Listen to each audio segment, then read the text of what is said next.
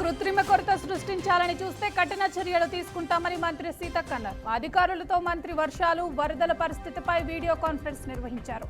రాష్ట్ర వ్యాప్తంగా భారీ వర్షాల నేపథ్యంలో జిల్లాలో వరదలు, వాగుల్లో లెవెల్ వంతెనలను ప్రమాదకర స్థాయిలో ప్రవహిస్తున్నాయని, జిల్లా యంత్రాంగం పూర్తి స్థాయిలో ఎలాంటి పరిస్థితులనైనా ఎదుర్కోవడానికి సిద్ధంగా ఉండాలని చెప్పారు.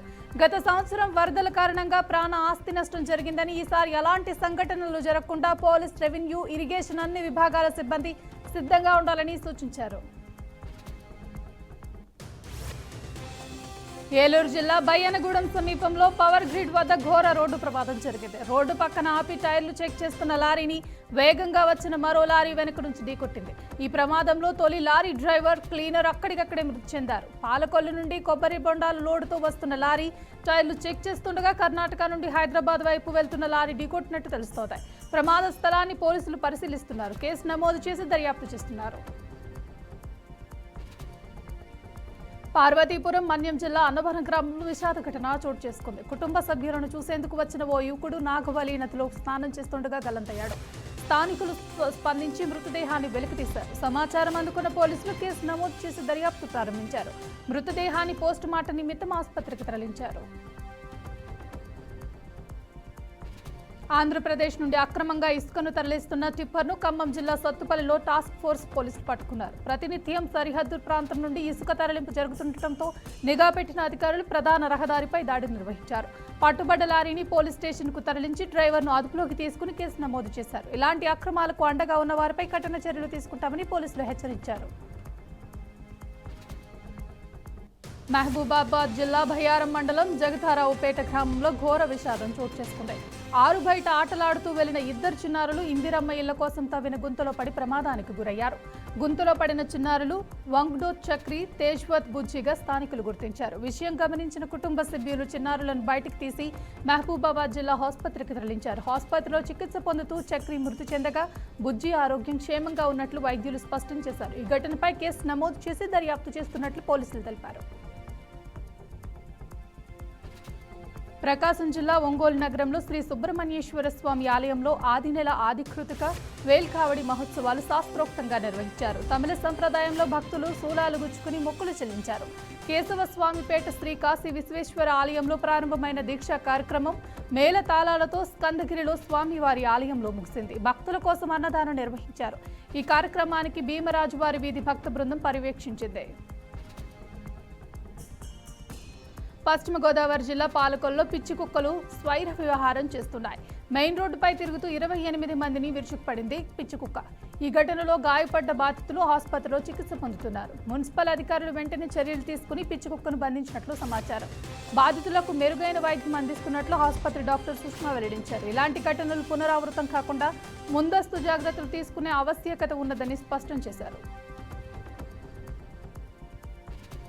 ప్రకాశం జిల్లా దోర్నాల మండలంలో ఎమ్మెల్యే తాటి చంద్రశేఖర్ పర్యటించారు. దోర్నాలలో ఉన్న ఆర్టీసీ బస్టాండ్లో కొందరు వ్యక్తులు దోచుకుంటున్నారని ఆయన ఆరోపించారు.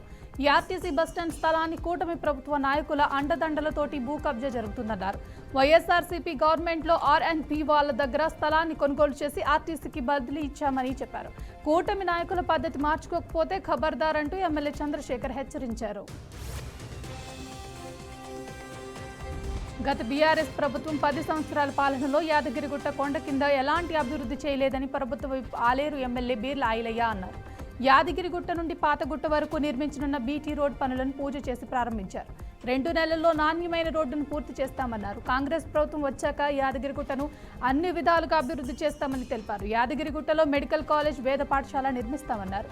పాతగుట్ట రోడ్డును 10 సంవత్సరాల బీఆర్ఎస్ పాలనలో పట్టించుకోలేదన్నారు.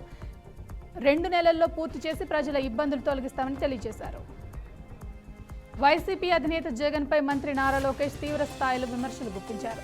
స్వాతంత్ర దినోత్సవం వంటి పవిత్రమైన రోజున జాతీయ పతాకావిష్కరణ కార్యక్రమానికి జగన్ గైర్హాజరు కావటం అవమానించడమేనని పేర్కొన్నారు. జగన్ చర్య దేశ స్వాతంత్ర్యం కోసం ప్రాణత్యాగం చేసిన మహనీయుల ఆశయాలకు విఘాతం కలిగించేలా ఉందని విమర్శించారు. జగన్ తన వైఖరితో దేశ గౌరవాన్ని కించపరిచారని ఆరోపించిన లోకేష్ ఈ చర్యకు గాను ఆయన తక్షణమే దేశ ప్రజలకు క్షమాపణ చెప్పాలని డిమాండ్ చేశారు.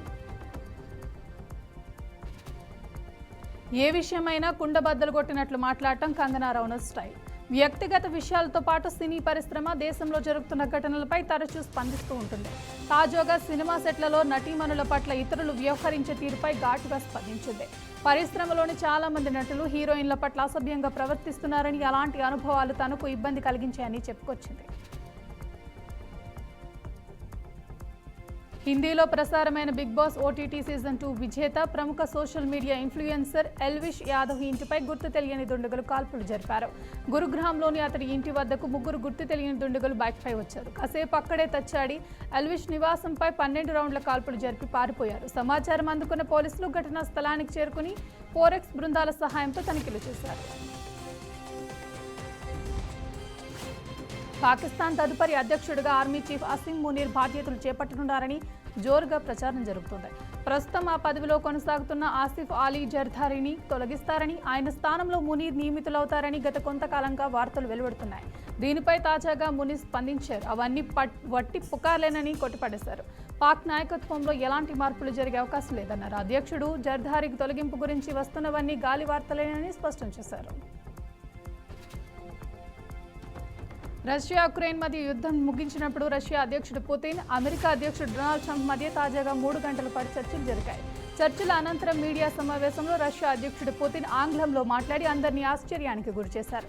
అంతకుముందు చర్చల్లో ట్రంప్తో రష్యా భాషలో మాట్లాడిన పుతిన్ మీడియా సమావేశంలో మాత్రం ఆంగ్లంలో మాట్లాడటం కొందరికి ఆసక్తి కలిగించింది. ఆంధ్రప్రదేశ్లోని పలు జిల్లాలకు వాతావరణ శాఖ వర్ష సూచన చేసింది. అంతేకాదు మరో 3 గంటల ఉత్తరాంధ్రతో పాటు గోదావరి జిల్లాలో వర్షం పడే అవకాశం ఉందని హెచ్చరించింది. శ్రీకాకుళం, విజయనగరం, విశాఖ, మన్యం, అల్లూరి, అనకాపల్లి, కాకినాడ, కోనసీమ, తూర్పుగోదావరి, పశ్చిమ గోదావరి, ఏలూరు జిల్లాలో వర్షం కురిసే అవకాశం ఉందని ఆయా ప్రాంతాల ప్రజలు, అధికారులు అప్రమత్తంగా ఉండాలని వాతావరణ శాఖ అధికారులు సూచించారు.